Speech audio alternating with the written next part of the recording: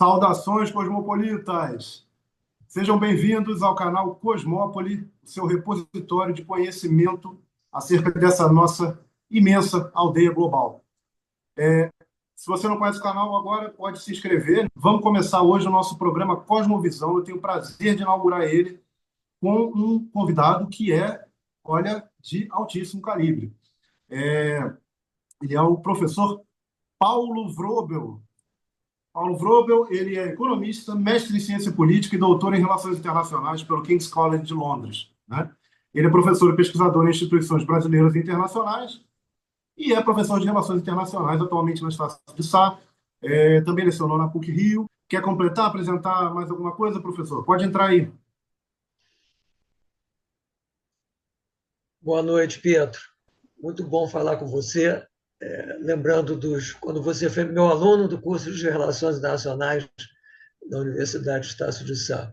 Pois é, eu tenho uma longa carreira nessa área de relações internacionais, como acadêmico, professor, pesquisador e também uma experiência diplomática fora do Brasil, onde eu representei o Brasil em várias organizações internacionais. Então, isso me deu uma vivência importante, não só de fora, como pesquisador e professor, mas também como um negociador, por assim dizer.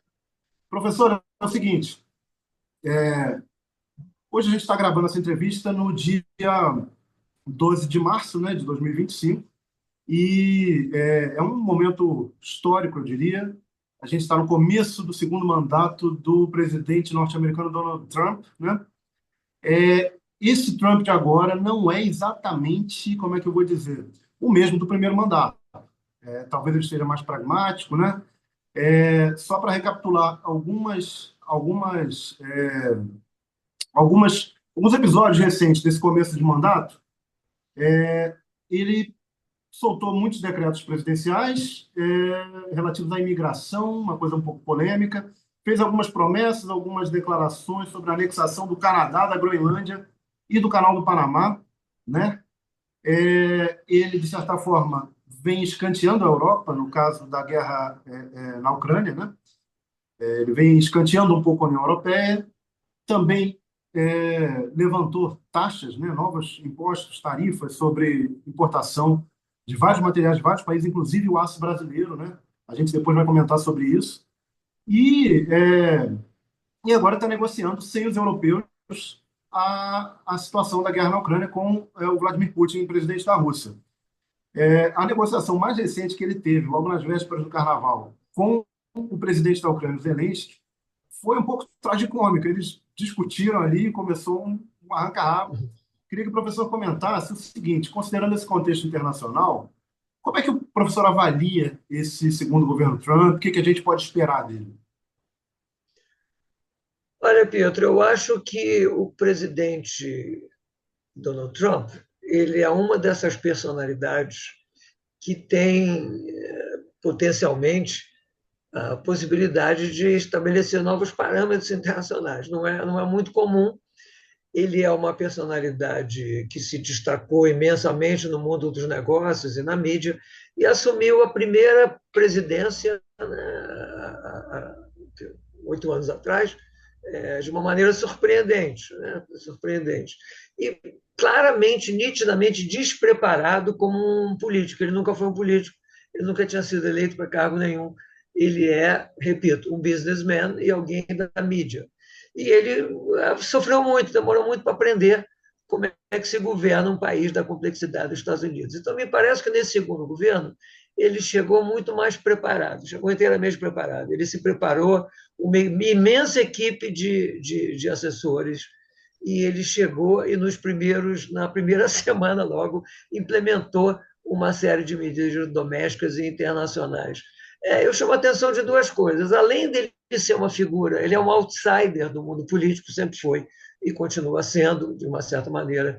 Como ele está no segundo mandato e ele não pode ser candidato à reeleição, isso gera uma espécie de uma liberdade no presidente. Ele não precisa cativar, ele não precisa fazer alianças, ele não precisa, vamos dizer, pensar 2, 3 vezes em cada medida desse. Ele não vai ser candidato à reeleição.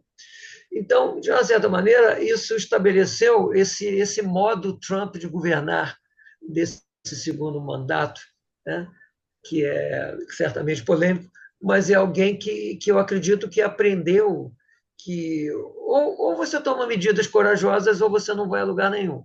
Né? Eu acho que é isso que ele está mostrando. No plano internacional, deixa o lado doméstico de lado, mas no plano internacional, ele certamente está procurando estabelecer uma nova relação dos Estados Unidos com o mundo. Ele está procurando estabelecer uma nova relação que mantenha os Estados Unidos como uma grande potência, mas talvez sem os ônus, sem os custos que os Estados Unidos teve nesse modelo internacionalista liberal do pós-Segunda Guerra Mundial. Então, ele é, acima de tudo, ou pelo menos ele se coloca, acima de tudo, como um negociador. Na verdade, o livro mais conhecido dele, que não foi ele que escreveu, mas não importa, assinado por ele, é exatamente a arte da negociação, The Art of the Deal, onde ele mostra os exemplos que ele teve como um grande homem de negócios na cidade de Nova York, talvez um dos lugares, um dos contextos mais difíceis de fazer grandes negócios, e ele realmente fez uma fortuna impressionante como hoteleiro e dono de clubes de golfe, etc. Então, ele tenta trazer essa experiência negociadora para o governo, né? Para ser. Por isso que eu acho que a primeira ofensiva dele internacional foi exatamente procurar resolver, entre aspas, ou criar condições de um acordo de paz entre Rússia e Ucrânia. Eu acredito, sinceramente, quer dizer, houve muita precipitação dizendo ele se aliou com a Rússia, ele se aliou com a Rússia. Ele não se aliou com ninguém, quer dizer, o interesse dos Estados Unidos não é se aliar com ninguém, ao contrário, são os países que se aliam com os Estados Unidos. Os Estados Unidos, uma grande potência, uma questão fundamental em relações internacionais, Pedro, uma grande potência é aquela que menos sofre constrangimentos nas relações internacionais, nas suas atitudes, nas suas iniciativas. Então, se vai dar certo ou não, não depende dele, depende da atuação dos russos e dos ucranianos. Mas me parece que ele tentou, né, com toda certeza, ele tentou estabelecer, nesse caso, esses novos parâmetros que já certamente vão acontecer em relação à China, em relação à Europa, em relação à América Latina. Muito interessante a sua colocação. E aí eu passo para o próximo tópico, né? A gente está vendo desde o começo do século XXI um movimento de ascensão da China, né? Ascensão a nível global. O hard power da China talvez ainda não esteja colocado, mas o soft power já está aí. A China já negocia com o mundo inteiro, criou um movimento, uma nova rota da seda, que parece ser uma tentativa de implementar uma nova ordem internacional no sistema internacional, né? E, ao mesmo tempo, a gente vê uma certa decadência do Ocidente. A gente vê uma Europa cuja economia não inova tanto quanto antigamente, e os Estados Unidos têm uma crise interna, porque a própria ascensão da China implica a mudança de muitas fábricas, muito do setor industrial norte-americano para a China, onde se produz mais barato. E o que acontece? Grande parte da população fica desempregada, né, do dia para a noite. O chamado cinturão do aço, hoje é chamado cinturão da ferrugem, Rust Belt, né? E isso foi, inclusive, importante. Esses norte-americanos, esse grupo demográfico ajudou a eleger o Trump, né, em ambas as ocasiões. E agora ele toma medidas protecionistas para tentar recuperar uma parte. Não sei se protecionista é uma palavra muito pejorativa, mas vamos sintetizar. Eu acho que é uma boa definição, são medidas protecionistas mesmo. Olha, Pierre, é um tema muito complexo, mas eu diria rapidamente: a China cresceu imensamente nas últimas 30, 35 anos, até mais ou menos 2010, 2011. Um crescimento único na história da humanidade. A China se transformou na grande potência industrial do mundo. Hoje, mais ou menos um terço da produção industrial do mundo ocorre na China. Ela começou produzindo basicamente bens, produtos de baixo conteúdo tecnológico, muito baratos, etc.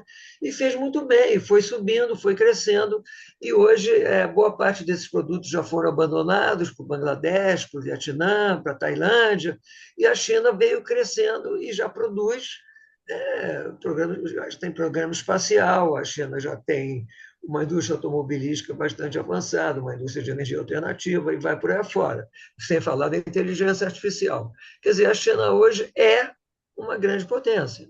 Mas isso não quer dizer que os Estados Unidos não seja ainda uma grande potência, né?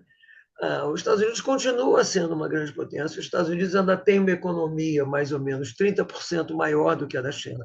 Os Estados Unidos têm uma base industrial ainda forte. O que os Estados Unidos fez, e boa parte da Europa também, vamos usar um termo assim bastante coloquial, os Estados Unidos bobeou, né? Bobeou. Os Estados Unidos aceitou uma transferência maciça de empresas americanas e trabalho americano, é alguma coisa da ordem de 5, 6 milhões de bons postos de trabalho foram transferidos para a China. Então, agora o presidente Trump tentou fazer isso no primeiro mandato, não deu tempo de completar, mas a ideia é exatamente utilizar os instrumentos de proteção comercial, né, para mais ou menos convencer ou forçar as empresas americanas a voltar a produzir nos Estados Unidos bens industriais. Bens industriais não vai ser, os Estados Unidos não vai voltar a produzir vassoura ou balde de plástico, não é isso. Os Estados Unidos pode recuperar a indústria automobilística, por exemplo, que foi perdida. Os Estados Unidos pode recuperar, pode voltar a ter um programa espacial, pode voltar. Ou seja, eu não descartaria, como é muito comum hoje em dia, os Estados Unidos desse jogo mundial de poder. Certamente a China é muito ambiciosa, a China tem uma ambição, o Partido Comunista no poder da China tem uma ambição de transformar a China na única grande potência mundial. Se isso vai acontecer ou não, é um grande ponto de interrogação. É muito importante também. E isso eu acho que é o projeto, em última instância, o projeto do presidente Trump. É impedir que isso aconteça. Manter os Estados Unidos como a grande potência, ou pelo menos uma das grandes potências mundiais, uma vez, como você mencionou, a Europa, certamente a Europa unida na União Europeia, vem perdendo mais ou menos nos últimos 20 ou 30 anos, a economia europeia estagnou. É isso mesmo, a economia europeia estagnou. Agora, inclusive, a economia alemã, que é a economia mais forte da Europa, disparado, 25% da União Europeia, a economia alemã, mais ou menos, a economia alemã estagnou. Né? A Alemanha é uma economia. A Itália agora voltou a crescer um pouco, mas a Itália ficou praticamente 20 anos sem crescer. Não dá, isso não dá para acontecer. O Japão também ficou 20 anos sem crescer, mas o Japão tinha uma base que ele mais ou menos mantém. Eu captei a mensagem, o professor não descarta uma recuperação norte-americana no cenário geopolítico. Acho que Não isso descarto. é o Tanto que a do ponto de gente vista extrai. econômico, comercial, quanto do ponto de vista militar e também do ponto de vista do prestígio. A gente não pode esquecer. Não é, você mencionou a expressão soft power. Eu gosto de falar em prestígio. Os países precisam de prestígio. Os países precisam ser admirados. Os países precisam ser até invejados de uma certa maneira, né? Agora a gente vai finalizar aqui, professor, com as suas últimas considerações. Eu sei que você tem o Paulo Vrobel Cursos, né, uma plataforma própria em que você leciona para o público em geral, né? Eu gostaria que o professor Isso. falasse bem rapidamente sobre ela, porque a gente Obrigado, realmente está Pedro. com bem pouco tempo. Obrigado, Bem Pedro. rapidinho. Pois é, não, além das minhas atividades acadêmicas convencionais na universidade, eu tenho esse curso, esses cursos, Paulo Vrubel Cursos, mais ou menos uma vez por mês ou de 5 em 5 semanas. São 2 aulas de 2 horas cada um, aberto para o público em geral. São temas específicos sobre guerra do século XXI, por exemplo, religião nas relações nacionais. Fiz um curso sobre a eleição americana que elegeu o presidente Trump. Ou seja, cursos de temas em geral. O próximo curso, muito provavelmente, vai ser exatamente sobre a guerra russo-ucraniana. Então, estão todos convidados a se inscreverem nesses cursos. Muito obrigado, Pedro. Olha, muito obrigado. Eu quero parabenizar e agradecer o professor pela presença. Qual é o site do curso? Paulo Vrobel Cursos pode ser no Instagram, é o Paulo Vrobel Cursos, ou então pode entrar em contato comigo, paulovrobel@gmail.com, no meu e-mail, por favor. Então tá bom. paulovrobel@gmail.com. Maravilha. E é isso, minha gente. Meu nome é Pietro Fraga, eu sou internacionalista e comunicador, se eu ainda não me apresentei aqui, né? E agora a gente completa o nosso primeiro episódio do programa Cosmovisão no canal Cosmópole. Muito obrigado E vamos lá. Muito obrigado, Obrigado, Pedro.